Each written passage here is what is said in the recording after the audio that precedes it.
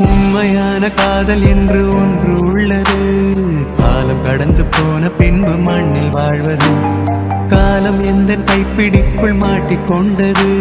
காதல் என்னை விட்டு விட்டு எங்கு சென்றது. கடவுள் வந்து பூமி மீது வாழும் போதிலும் காதல் தோல்வியாகும் போது சாக தோன்றிடும்.